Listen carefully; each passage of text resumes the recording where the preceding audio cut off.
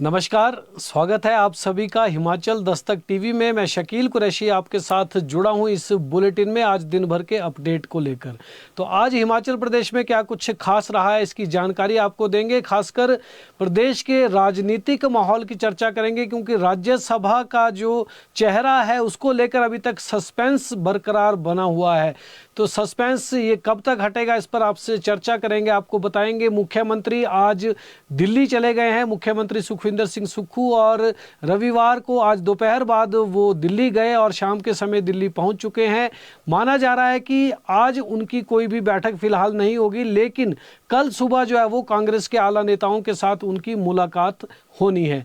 उनकी राहुल गांधी के साथ बैठक होगी और इस बैठक में राष्ट्रीय अध्यक्ष मल्लिकार्जुन खड़गे और प्रियंका गांधी भी जो है वो मौजूद रह सकते हैं, और इस बैठक में जो है वो महत्वपूर्ण फैसले लिए जाएंगे। आपको बता दें, संगठन की तरफ से कांग्रेस के जो अध्यक्ष हैं विनय कुमार, वो भी दिल्ली गए हुए हैं। संगठन को लेकर चर्चा की जाएगी और खासकर मेन मुद्दा जो है वो इस बैठक का वो राज्यसभा का प्रत्याशी है। राज्यसभा का जो प्रत्याशी चुना जाना है उसको लेकर इसमें जो है वो निर्णय होगा। इस बैठक के बाद मुख्यमंत्री सुखविंदर सिंह सुक्खू, केंद्रीय वित्त मंत्री निर्मला सीतारमण से भी जो है वो मुलाकात के लिए उन्होंने समय मांगा हुआ है और कल प्रस्तावित उनकी बैठक है केंद्रीय मंत्री के साथ।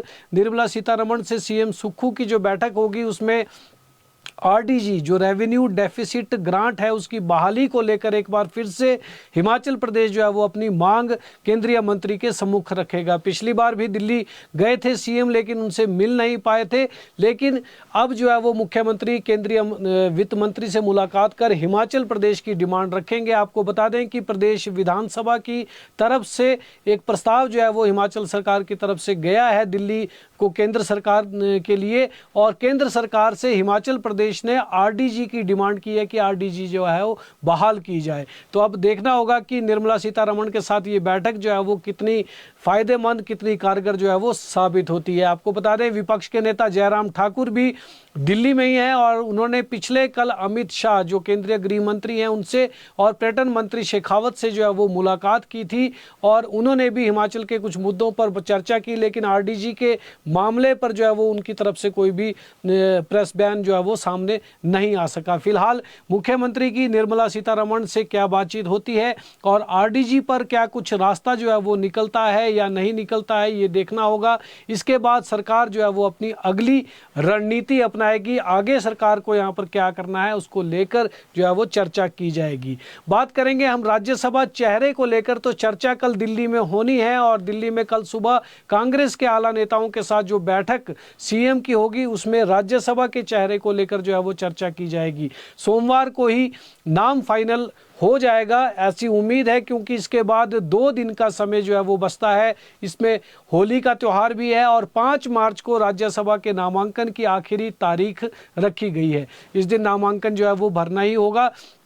इससे पहले कांग्रेस विधायक दल की बैठक भी जो है वो बुलानी होगी, और कांग्रेस हाईकमान किस नेता को राज्यसभा भेजने के लिए अवसर प्रदान करती है ये देखना होगा, जिसके लिए अभी तक सस्पेंस जो है वो बरकरार बना हुआ है।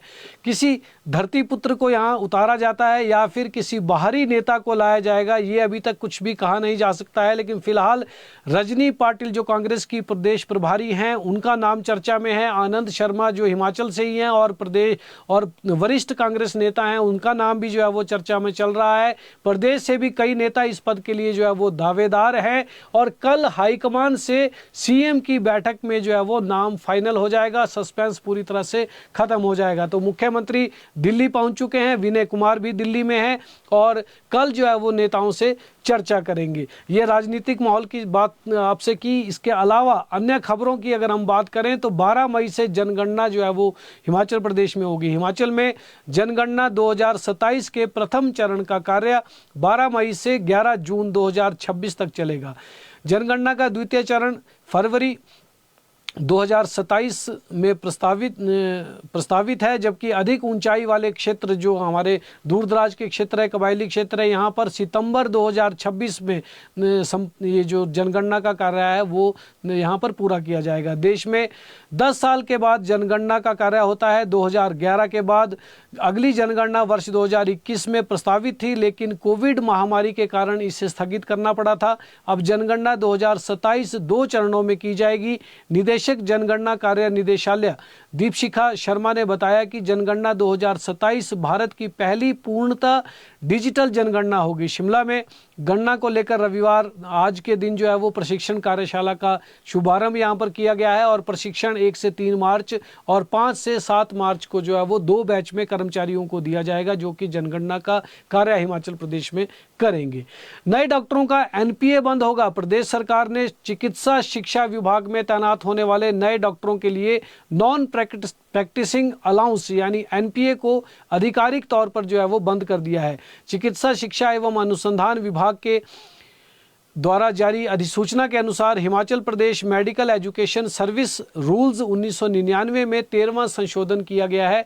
यह नियम उन सभी डॉक्टरों और फैकल्टी सदस्यों पर लागू होगा जिनकी भर्ती 24 मई 2023 को या उसके बाद हुई है। इन डॉक्टरों को वेतन के साथ मिलने वाला एनपीए अब नहीं दिया जाएगा। सेवा में नियुक्त किसी भी व्यक्ति को किसी भी प्रकार की प्राइवेट प्रैक्टिस करने की भी अनुमति नहीं होगी। ये आदेश जो है वो जारी किए गए हैं। पंचायतों में विशेष ग्राम सभाएं बुलाई गई हैं। गाँवों की पेयजल स्कीमों का जिम्मा पंचायती राज विभाग को सौंपा जा रहा है। इस मामले पर चर्चा करने और रणनीति बनाने के लिए पंचायती राज विभाग ने 3 दिनों तक विशेष ग्राम सभाओं के आयोजन को जो है वो आदेश जारी किए हैं। 5 मार्च, 6 मार्च और 7 मार्च को 3 दिनों में पूरे प्रदेश में विशेष ग्राम सभाओं का आयोजन किया जाएगा। जल जीवन मिशन में केंद्र सरकार की शर्त है जिसे राज्य सरकार पूरा करने जा रही है, जिसके बाद प्रदेश को दूसरे चरण में जल जीवन मिशन जो है वो हासिल होगा। आपको बता दें पंचायतों के पास जो है वो जिम्मेदारी यहाँ पर दी जा रही है। अब बात करते हैं कर्मचारियों की, तो कर्मचारी तबादलों पर हाईकोर्ट से एक ऑर्डर आया है। प्रदेश उच्च न्यायालय ने कहा है कि पति या पत्नी होने मात्र से किसी कर्मचारी को अपनी पसंद का स्टेशन मिलने का निहित कानूनी अधिकार नहीं है। यह व्यवस्था सरकार ने केवल परिवार को साथ रखते हुए राहत देने के लिए किया है। एक याचिका का निपटारा करते हुए न्यायाधीश अजय मोहन गोयल ने कहा कि जरूरी नहीं है कि पति जिस स्थान पर है वहीं पर पत्नी को भी जो है वो लगाया जाए। केवल पति पत्नी होने से पसंद के स्टेशन पर बने रहना कानूनी अधिकार नहीं है। तो इस तरह का आदेश आया है हाईकोर्ट की तरफ से। वहीं हिमाचल प्रदेश को 294 करोड़ रुपए की सौगात मिलेगी। मंडी से आगे पंडोह से भुंतर तक के नेशनल हाईवे के पैच में थलौट नामक स्थान पर बार बार हो रहे भूस्खलन को रोकने के लिए केंद्र सरकार ने मदद देने का जो है वो फैसला किया है। यहाँ पर सुरक्षा की दृष्टि से काम किया जाएगा और बार बार भूस्खलन ना हो इसे रोका जाएगा। इसके लिए केंद्र सरकार ने NHAI जो national highway authority of India है उसे 294 करोड़ रुपए की राशि जो है वो स्वीकृत कर दी है। जल्दी ही यहाँ पर काम शुरू कर दिया जाएगा। बरसात में यहाँ बड़ा नुकसान देखने को मिलता है और बार बार भूस्खलन की वजह से पूरा मार्ग जो है वो अवरुद्ध हो जाता है। करुणामूलक नौकरी पर भी हाईकोर्ट के एक ऑर्डर आया है। प्रदेश उच्च न्यायालय ने करुणामूलक पर नियुक्ति मामले में स्पष्ट किया है कि किसी कर्मचारी की मौत के बाद उसके आश्रितों को नौकरी देने के लिए वही नीति लागू होगी जो उसकी मृत्यु के समय में प्रभावी थी। हाईकोर्ट ने सरकार की अपील को खारिज करते हुए कहा है कि प्रशासनिक लापरवाही और नौकरशाही की उदासीनता को देरी के लिए बहाना नहीं बनाया जा सकता। मुख्य न्यायाधीश गुरमीत सिंह संधावालिया और न्यायाधीश विपिन चंद्र नेगी की खंडपीठ ने अपील दायर करने से इनकार कर राज्य सरकार की सुस्त कार्यप्रणाली पर नाराजगी भी जताई है। उन्होंने कहा कि सरकार एक ऐसी विधवा महिला के मामले में देरी कर रही थी जो पति की असामयिक मृत्यु के बाद हक की लड़ाई लड़ रही है। तो इस तरह का एक ऑर्डर आया है जिससे करुणामूलक आश्रितों को जो है वो काफ़ी राहत आने वाले समय में मिल सकती है। हिमाचल पथ परिवहन निगम जो है वो एक और नया आदेश जारी कर रहा है। पथ परिवहन निगम की बसों में सफ़र करने वाले यात्रियों के लिए निगम अब एक और बड़ा बदलाव जो है वो करने जा रहा है। आधे टिकट पर यात्रा करने पर अभिभावकों को अपने बच्चों का आधार कार्ड दिखाना होगा, यानी जो छोटे बच्चे हैं उनका आधार कार्ड भी अब साथ लेकर चलना होगा, तभी उस बच्चे का आधा किराया लगेगा या फिर फ्री यात्रा जो है वो बच्चे को मिलेगी। तो आए दिन परिचालकों की बच्चों के अभिभावकों के साथ होने वाली कहासुनी और विवाद से निपटने के लिए ये तरकीब जो है वो एचआरटीसी ने निकाली है। निगम प्रबंधन इसको लेकर जल्दी ही एक गाइडलाइन जो है वो जारी करेगा और एचआरटीसी बसों में 5 साल से कम उम्र के बच्चों का किराया जो है वो नहीं लगता है। आपको बता दें 5 से 12 साल तक आयु वालों का आधा किराया लगता है और आधा किराए को लेकर जो है वो काफ़ी विवाद कई बार जो है वो परिचालकों के साथ अभिभावकों का हो जाता है। उससे निपटने के लिए इस तरह का एक आदेश जल्दी ही जारी होने वाला है और इस तरह की तरकीब जो है वो एचआरटीसी निकालने वाला है कि बच्चों का आधार कार्ड देखकर जो है उसकी उम्र का पता चलेगा। हवाई उड़ानें बाधित हुई है क्योंकि इजराइल और ईरान के बीच में जो है वो विवाद चल रहा है, वहाँ पर जंग छिड़ी हुई है दोनों देशों के बीच में। खाड़ी देशों पर हमले की वजह से हवाई उड़ानें जो है वो हिमाचल प्रदेश से भी बाधित हो गई हैं। कांगड़ा एयरपोर्ट पर विदेशी पर्यटक जो है वो फ्लाइट का इंतज़ार कर रहे हैं, लेकिन उनकी फ़्लाइट दिल्ली से कैंसिल हो चुकी है। ऐसे में पर्यटक फ़िलहाल कांगड़ा में ही रुके हैं और इंतज़ार कर रहे हैं कि कब से हवाई सेवाएं जो है वो दोबारा शुरू होंगी और वो अपने देश पहुंच पाएंगे। इजराइल के कुछ लोग जो है वो धर्मशाला में थे और धर्मशाला से उनकी फ़्लाइट थी, लेकिन वो फ़्लाइट जो है वो कैंसिल हो गई और क्योंकि खाड़ी देशों में जिस तरह का युद्ध की स्थिति बनी हुई है, वहाँ पर युद्ध छिड़ा हुआ है, तो इस जंग के चलते जो है वो हवाई उड़ानें पूरे देश से जो है वो वहाँ के लिए प्रभावित हो चुकी है। तो ऐसे में इजराइल के जो लोग धर्मशाला में हैं वो वहीं पर रुके हुए हैं। शिमला में एक दिलचस्प मामला सामने आया है जिसमें जो विपक्ष के नेता हैं जयराम ठाकुर और जो मंत्री हैं राजस्व मंत्री जगत सिंह नेगी, उनके घरों में जो है वो अंधेरा जो है वो पसरा हुआ है। शिमला में एक दिलचस्प ये मामला इसलिए है क्योंकि यहाँ पर चोर जो हैं, चोरों के हौसले जो है वो काफ़ी ज़्यादा बुलंद हो गए हैं। उन्होंने एसपी शिमला जो है उनका घर है बार्नेस कोर्ट के नज़दीक, वहीं पर उन्होंने जो है वो उनके घर के नज़दीक जो केबल होती है बिजली की केबल वायर वो चोरी कर ली है और उससे जो आसपास के घर हैं जहां पर वीआईपी रहते हैं, जैसे जगत सिंह नेगी राजस्व मंत्री रहते हैं और उनके साथ साथ जयराम ठाकुर वहां पर रहते हैं, उनके घरों में पिछले कल रात से जो है वो अंधेरा छाया रहा। आज भी दोपहर में जाकर उनकी बिजली जो है वो बहाल हो सकी है। तो मामला शिमला के बार्नेस कोर्ट का है और के अलावा भी चोरों ने जो है वो शिमला के आसपास के इलाकों में और खास शिमला में भी लक्कड़ बाजार के एरिया में, ब्रॉकॉस्ट के एरिया में जो है वो इस तरह की केबल चोरी की जो है वो वारदातें यहाँ पर की हैं, जिसको लेकर ना केवल लोग परेशान हैं, वीआईपी भी परेशान हैं और अब जो है वो बिजली बोर्ड जो है वो काफ़ी ज़्यादा परेशान है और बिजली बोर्ड ने जो है वो पुलिस में इसको लेकर शिकायत भी अपनी दर्ज करवाई है। और हैरानी की बात यह है कि चोरों के हौसले इतने बुलंद है कि वो एसपी के घर के बाहर से ही बिजली की तारें उड़ा ले गए हैं। तो वीआईपी के घरों में आज दोपहर में जो है वो बिजली आपूर्ति बहाल हुई। 3 जगह पर पुलिस थानों में जो है वो बिजली बोर्ड ने कंप्लेंट जो है वो रजिस्टर करवाई है। अब तक इन चोरों का कोई पता नहीं चल पाया है और पिछले 2-3 दिनों से जो है वो शिमला के भीतर ये लोग जो है वो केबल वायर जो है बिजली की वायर हैं उनको चोरी कर रहे हैं। तो अब तक कोई भी पकड़ा नहीं गया है। इससे पुलिस की कार्यप्रणाली पर भी यहाँ पर सवाल उठने लगे हैं। लाहौल घाटी में आज एक ग्लेशियर के गिरने की सूचना मिली है। हिमाचल प्रदेश की लाहौल घाटी में प्रकृति का रौद्र रूप जो है वो देखने को मिला। गोंदला क्षेत्र के ठीक सामने पीर पंजाल की ऊंची चोटियों पर स्थित सदियों पुराने यानदे गंग हिमनद ग्लेशियर का एक विशाल हिस्सा जो है वो टूटकर नीचे आ गिरा। इस घटना ने पूरे इलाके में दहशत पैदा कर दी है।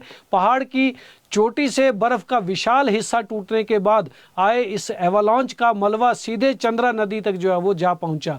हिमस्खलन इतना भीषण था कि इससे उठा बर्फीला गुब्बार और हवा का दबाव जो है वो नदी के दूसरी ओर स्थित गांवों रालिंग, खंगसर, जांगला और मूर्तिचा तक जो है वो महसूस किया गया है। गनीमत यह रही कि इस प्राकृतिक आपदा में किसी भी प्रकार की जनहानि या संपत्ति के नुकसान की सूचना अब तक जो है वो नहीं मिली है। आज एक प्रवासी मजदूर की हत्या हुई है। शिमला जिला के ठियोग में नेपाल के एक प्रवासी मजदूर की हत्या कर दी गई। मृतक की पहचान धनीराम के रूप में हुई है और वो पड़ोसी देश नेपाल से जो है वो सेब के बगीचों में मजदूरी करने के लिए यहाँ पर आया था। पुलिस के मुताबिक जराई गांव के एक स्थानीय बगीचा मालिक द्वारा दर्ज कराई गई शिकायत में बताया गया कि कुछ दिन पहले नेपाल से आए एक परिवार ने उनके बाग में, उनके बगीचे में काम करने का अनुरोध किया था। शिकायतकर्ता ने बताया कि उन्होंने परिवार को काम दिया और अपनी संपत्ति पर बने एक शेड में रहने की भी अनुमति उनको प्रदान की।